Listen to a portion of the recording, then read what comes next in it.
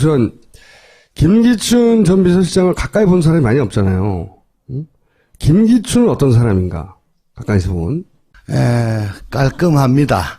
깔끔해요? 깔끔합니다. 성대모사 하시는 것. 하려는데 지금 안 나오네.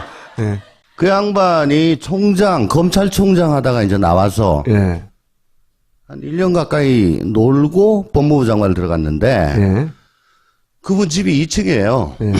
아침에 안방에서 넥타이 메고 가방 들고 나 다녀오리다. 그럼 안녕히 다녀오세요. 그럼 계단 딱 올라가지고 2층 방으로 올라갔습니다. 출근하는 거죠. 예. 그리고 2층에 못 오게 하고 사람들도. 그렇게. 빈틈을 안 보이고 아주 외면적으로는 퍼펙트하게 깔끔한 그런 일처리가 양반이죠. 깔끔하다. 예. 근데 속은 거시기한 그런 부위입니다. 속은 거시기 하다는 거는 어떤 의미입니까? 표리부동. 어떤 의미에서 부동하죠? 말씀을 아주 거룩하게 하시는데 생각은 안 거룩해요? 좀 덜이 하죠. 예. 덜이하다. 예. 그걸 혹시 직접 느끼신 적이 있어요? 예를 들면요. 가장 비근한 얘가 나한테 알아봐라고 시켜서 문건을 만들어 줬더니 예. 거기서 문제된 사람들한테 그걸 줬어요. 그게 정윤의 문건이야. 거기서 이제 간단하게 3인방하고 십상시하고 다 적시를 다 했거든요. 간단하게 말하면 처음에 저 사람들이 문제니까 네가 좀 알아봐 해놓고 아니 그게 아니죠. 왜 이런 얘기가 나오냐. 예. 자기 잘린다고 예. 알아봐라. 예. 그때 얘들이 그러더라. 예. 라고 보고를 했더니 보고했더니 그걸 걔들한테 줘버렸어. 걔들한테 줘버린 이유는 권력의 힘의 균형이 그쪽에 있기 때문에 그랬던 거예요? 고기가 더 세니까 그런 거죠. 그러니까 본인이 시킨 일을 수행한 사람을 자기가 살려고 잘라버린 거네요? 그렇죠. 근데 본인은 지금 행복하잖아요. 땡큐. 둘이 밥 먹을 기회겠어요. 진짜 큰일 날 뻔했어. 안 잘렸으면 어떡할 뻔했어. 지금 너무 행복해. 아니 특검 왔다 갔다 그리고 그렇겠지 지금. 청문회 나가고. 청문회 나와서 모릅니다. 기억이 나지 않습니다. 그거 하고 계셨겠죠 아마도. 근데 성격이 급해서 있는 대로 또 다 얘기 다 했을 거예요. 지금 와서 하는 얘기죠. 실제 그 문고리 3인방의 힘이 비서실장보다 셌다는 거네요? 그럼요. 어느 정도 차이가 났어요? 예를 들면? 김기춘 비서실장이 급한 보고거리가 있어가지고 대통령을 보려고 해도 예. 볼 수가 없어요. 비서실장도? 정우성한테 얘기를 해서 시간을 잡아줘야 되는데 예. 그게 당일날 잡힐 때는 별로 없고 되게 그 다음날 그 다다음날 좀 그렇게 잡히더라고요. 그러니까 예를 들어 어저께 내가 무슨 보고서를 드렸어. 예. 알았어. 내가 보고 드릴게. 일단 그렇게 얘기하고. 예. 했는데 어저께 보고를 드렸는데 오늘 다시 불러. 예. 초비서관. 요거 요래 좀 바꿔야 되겠다. 예. 이제 속으로 이거 어제 보고 못했구나. 내가 말이야. 오늘 이거 보고를 좀 하려는데 요건 요렇게 하는 게 좋겠어. 예. 빨리 바꿔와. 예. 이제 이런 식으로 하시니까 아이고 참 이분도 급한 거를 그때 보고를 못 하시니까 참 모양 빠진다 싶은 생각은 제가 많이 했었죠. 그래서 예를 들어서 생각보다 빨리 됐을 때는 어떻게 반응합니까 그러면? 보고가. 갔다 왔다. 보고 드렸다. 3인방이 약속을 잡아줬어요. 주로 정호성이 하죠. 또 우리 주중대사 김장수 예. 안보실장 그분 같으면 나한테 막 자랑을 했어요. 뭐라고요? 도저히 대면을 할 수가 없는데 예. 자기는 관저 앞에서 기다린다는 거야. 그래서 아침에 출근할 때 네. 잠깐만요 해가지고 옆자리에 탄대. 그래서 관저 가는 거 한 5분 정도 그때 이제 막 털어가지고 보고를 마치고 난 그런 식으로라도 한다라고 자랑을 했어요. 그 안에서 그러면 문고리 3인방이 그렇게 힘이 세고 그 뒤에는 최순실이 있다는 거를 아무도 말하진 않지만 대부분 알고는 있었나요? 대부분 모르고 실제로 알 수가 없죠. 예. 그러면 이제 민정 쪽에 있다든가 이런 사람들만 어렴풋이 존재를 감지하는? 그러니까 1, 2 부속실은 당연히 알게요. 예. 알고 그다음에 연설기록비서관실은 조금 알 거예요. 그렇겠죠. 예. 그러고는 민정 중에서 우리 우리 방의 일부. 왜냐하면 청와대 내부는 우리가 했으니까. 비서실장은요? 모릅니다. 김기춘 비서실장이 최순실 씨를 몰랐다고 하는 정황에 대해서 절대 그럴 리가 없다라고 할 만한 뭐 근거 있는 정황이 있습니까? 혹시? 저도 그 안에 있을 때 그 네. 존재를 뭐 어렴풋이나 혹은 뭐 가면서 점점 더 선명하게 알았는데 네. 그분이 그걸 몰랐을 리가 없죠. 하긴 뭐. 예. 그게 최태민 시절부터 알았다는 얘기까지 나오고 있으니까요. 요즘 보면 거슬러 올라가서. 모릅니다. 2002년인가 3년인가 박 대통령 권한 정직께서 그 독일을 갈 때 그때 김기춘, 이정현 등이 그때 수행을 해가지고 갔다고 예, 그러죠. 거기까지 팩트고. 예. 그리고 그때 최순실하고 예. 정연회도 같이 갔다. 독일에 같이 갔다고 하죠. 예, 뭐 예. 그런 얘기도 있어요. 그 전에는 알았냐 몰랐냐. 글쎄 중정에 있었기 때문에 예. 김재규가 그거 가지고 뭐 난리를 쳤지 않습니까? 저 최태민 리포터가. 예, 모를 수는 없다. 그렇게 봅니다. 하긴 그러네요. 중정에 있었으니까. 네. 모른다는 건 말이 안 된다고 생각이 들고. 그리고 뭐 예를 들어 경호실에서 초창기에 요즘 말하는 그 보안소님 예. 그거 제동을 걸다가 막 날아가고 막 그랬거든요. 예. 그럼 뭐 나도 다 듣고 하는데 비서실장한테 보고했겠죠, 당연히. 예. 예. 그런데 이 우병우와 관련해서는 얘기가 나오는 게 별로 없잖아요. 네. 현재 특검에서조차. 네네. 우병우는 왜 아직 건들지 않고 그리고 어떻게 전망하십니까?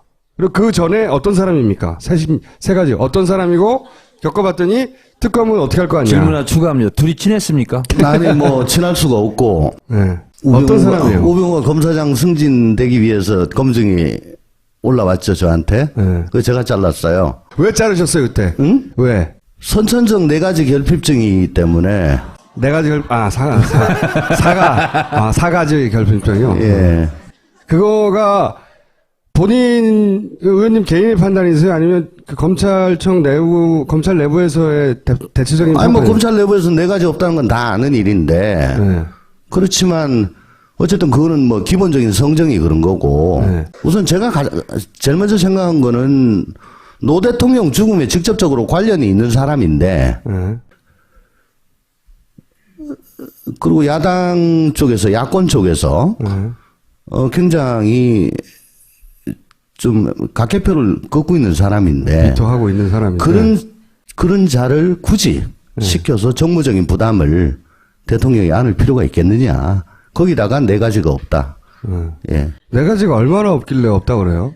무슨 검찰 내에서 도는 유명한 일화 같은 게 있어요? 잘 나가는 선배는 좀 그런데 그거 말고는 뭐 인간 취급을 안 해요. 이게 뭡니까? 아, 저렴해. 저렴해. 아니, 근데 제가 의원님 그 SNS를 가끔 항상 보진 않아요. 화제갈 때 보는데 이 감각이 되게 젊어요. 굉장히 감각이 젊고 20대 정도의 인터넷 그 뭐랄까요 적응력이다. 엄청나게 게시판을 많이 보고 할 일이 없나 보다. 언어 습득력도 굉장히 빠른 것 같다. 왜 고 커뮤니티마다 쓰는 독특한 언어들이 있거든요. 그걸 다 흡수해 자기 걸로. 아니, 그러니까 일베들이 자꾸 날 공격하니까 네. 뭔가 싶어서 들어가 보고 이제 그 말로 같이 하는 거죠. 하여튼 뭐랄까 굉장히 저렴하다. 노래도 옛날 노래는 몰라. 예. 그 감각으로 볼 때 우병우 전 민정수석이 야 이건 정말 싸가지 없는 사례였어. 그렇게 기억하시는 게 있어요? 지금 우병우가 예. 중수부에서 아마 윤석열 지금 수사팀장. 수사팀장을 예. 밑에 데리고 있었어요. 기수가 우병우는 19기, 윤석열은 23기. 나이는 윤석열 학번은 팀장이고. 윤석열이 네. 79, 네. 우병우가 84. 84. 그러니까 완전히 뒤집어졌죠? 그러네요. 예. 근데 한 번도 선배님이라고 한 적이 없고, 아마 윤석열은 꼬박꼬박, 뭐 누구님 존댓말로 그렇게 사석에서도 뭐 사석이건 공석 학교 5년 선배인데 뭐 1절 저 그 얘기를 들은 기억이 나요. 그러니까 학교가 보자 5년 선배가 5년 선배인데 고시는 4년 후배죠. 네. 물론 서결이 형이 뭐 시험 늦게 된 건 자랑은 아니야. 그렇지만 칼같이 고시 기수로 잘라가지고 예 그렇게 매사에 그렇다는 거죠. 예를 들면 그쵸. 누구한테 한 번도 아쉬운 소리를 해본 적이 없는 스타일. 저 사람에 대한 그 애정이나 공감하려고 하는 그런 노력이 없던 그런 사람으로 전 뭐. 그러면 우병우 수사는 어떻게 될 거라고 전망하십니까? 특검이 성공한 수사를 하려면 네. 지금 이재용 네. 그리고 김기춘, 우병우 네. 요 세 명은 필수적으로 입고를 시켜야 될 겁니다.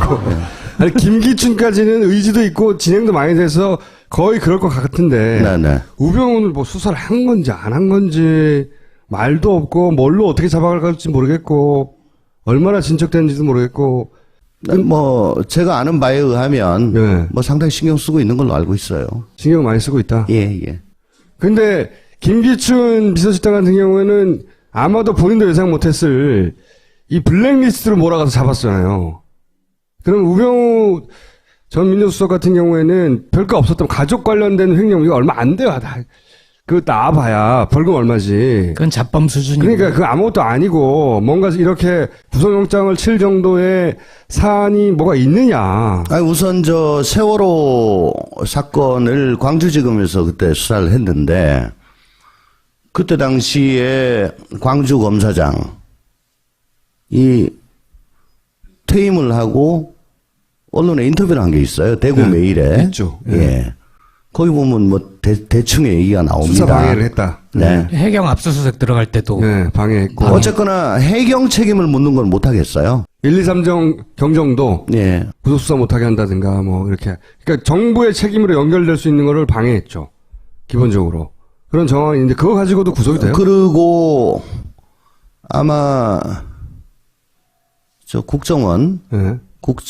국정원에서 그 추모국장, 네. 최순실 측근이라고 하는 추모국장. 네. 추모국장을 통해 가지고 바이패스에서 별도로 보고받고 네, 그렇게 한 거는 있을 겁니다. 보고 체계를 무시하고. 네. 좀 근데 이제 그때 그 보고받은 것들이 혹은 지시 내린 것들이 상당히 국정농단에 해당되는 것들이 있을 겁니다. 특별히 정보가 없으시군요. 아니, 안 그래도 그거 가지고 뭐 여러 군데서 물어보는데 네. 뭐 그건 특검이 윤석열 수사팀장하고는 개인적으로 잘 아세요? 잘 알죠. 어떤 사람입니까? 뭐 장군이죠, 그냥. 예. 장군 스타일. 뭐 저 주윤발 같은 그런 예. 장비에 가깝지 않습니까? 장비? 주윤발 그 성냥 하나 주윤발이라고 하면 이렇게 죽으면 할 수 없지 뭐 나는 갈 거야 이런 거예요? 뭐 그런 기백 같은 게 있는 분이죠. 예. 뭐 이건 뭐 죽는다고 봐야지. 말이 그래요. 죽는다고 봐야지 하면서 글로 가버리는. 아싸란 양반이네요 실제. 예. 자 그럼 들어가 주세요. 고맙습니다. 감사합니다.